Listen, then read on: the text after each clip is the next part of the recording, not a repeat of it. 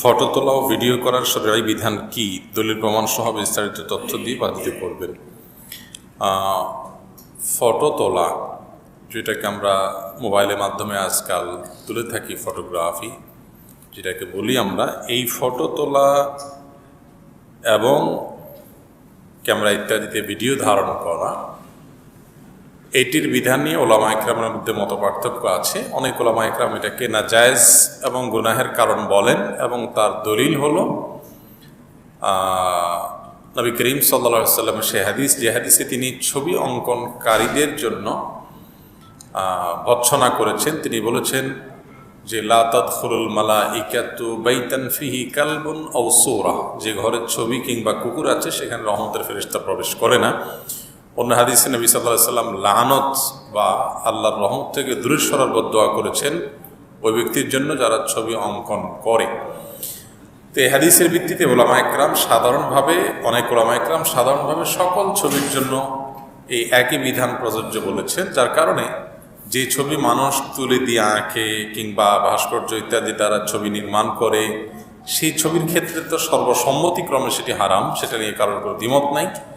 But যেটা মানুষের ছবিকে আয়নার মতো করে ধারণ করে ফটোগ্রাফির মাধ্যমে, সেই ছবিকে অনেক ওলামা ইকরাম নাজায়েজ বলেন, যেহেতু হাদিসে আমভাবে সব ধরনের ছবির কথাই নিষিদ্ধ এবং লানতের কর্মকাণ্ড হিসাবে উল্লেখ করা হয়েছে ছবি তোলাকে। তো সেই জন্য আর অন্যান্য ওলামা ইকরাম অনেকে এটাকে জায়েজ বলেন এবং তাদের দলিল হলো, যেহেতু নবী করিম সাল্লাল্লাহু আলাইহি ওয়াসাল্লাম যে ছবির কথা বলেছেন সেটি সেই 1450 বছর আগে তার আমলে, তার সময় বা তার আগেরকার সময়টাতে যে ছবি অঙ্কন করা হতো তিনি সেটাকে নিষেধ করেছেন এবং সেটি ছিল একটা মানুষের অবিকল আরেকটা রূপ বা আকৃতি তুলি দিয়ে বা কিছু দিয়ে অঙ্কন করা বা তৈরি করা, পাথর দিয়ে কোনো কিছু দিয়ে হুবহু একটা মানুষের আরেকটা আকৃতি তৈরি করা, এটা।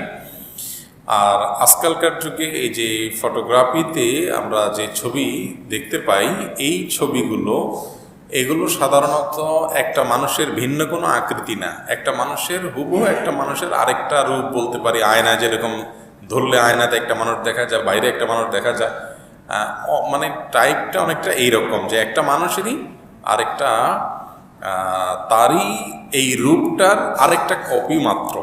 এটাকে কোনো প্রকার পরিবর্তন করা হয় না, নিজে সৃষ্টি করা হয় না। এটা যতক্ষণ পর্যন্ত প্রিন্টেড না হয়, একান্ত প্রয়োজন ছাড়া যদি কেউ প্রিন্ট করে না হয়, তাহলে এটা যতক্ষণ পর্যন্ত সফট কপি থাকে সেটাকে অনেক ওলামা ইকরাম জায়েজ বলেন। এবং এই মতটা দলিলের দিক থেকে নানা কারণে যুক্তি দলিল এগুলোতে যথেষ্ট শক্তিশালী মনে হয় আমার কাছে, আল্লাহু আলাম। আর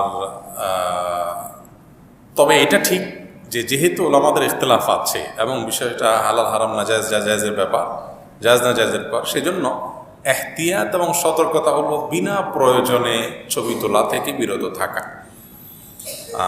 একান্ত প্রয়োজন আছে তুল্য, আবার সেখানে মেয়েদের ছবি তুললে সেখানে পর্দার খেলাপের ব্যাপার স্যাপার থাকে, প্রাইভেসির ব্যাপার স্যাপার থাকে, সেগুলো রেয়াত করাটা সর্বাবস্থায় কর্তব্যের অংশ। তো খোলাসা কথা হলো যে ছবি তোলার পর সেটা প্রিন্ট করে টাঙানো রাখা, এটা না জায়েজ প্রয়োজন ছাড়া। একান্ত যদি পাসপোর্টের জন্য, সিকিউরিটির জন্য, আইডির জন্য করা হলো, সেটা জায়েজ।